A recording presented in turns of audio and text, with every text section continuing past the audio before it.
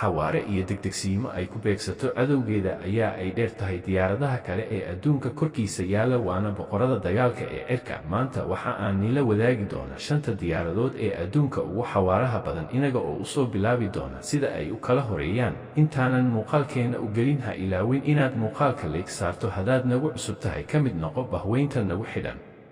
diyaaradda adduunka ugu xawaaraha badan ee abid bini'aadmigu sameeyey waa diyaaradda Lockheed YF-12 waxayna saacadii jari kartaa xawaaro dhan 3000 oo mayl saacadiiba. waana diyaarad loo sameeyey in ay qaadi karto madaxyada nukliyeerka waxaana soo saaray waddanka Mareykanka. diyaaradda labaad ee adduunka ugu xawaaraha badan ee abid bini'aadmigu sameeyey waa diyaaradda MiG-25 waxayna saacadii jari kartaa xawaaro dhan 1660 mayl saacadiiba.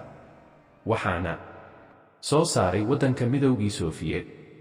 diyaaradda saddexaad ee adduunka ugu xawaaraha badan ee abid bini'aadmigu sameeyey waa diyaaradda Y-152 waxayna saacadii jari kartaa xawaaro dhan 1510 mayl saacadiiba. waxaana soo saaray waddanka Midowgii Soofiyeed. diyaaradda afaraad ee adduunka ugu xawaaraha badan ee abid bini'aadmigu sameeyey waa diyaaradda MiG-31 waxayna saacadii jari kartaa xawaaro dhan 1100 mayl saacadiiba. waxaana soo saaray waddanka Ruushka. diyaaradda shanaad ee adduunka ugu xawaaraha badan ee abid bini'aadmigu sameeyey waa diyaaradda G-10 waxayna saacadii jari kartaa xawaaro dhan 1060 mayl saacadiiba. waxaana soo saaray waddanka China.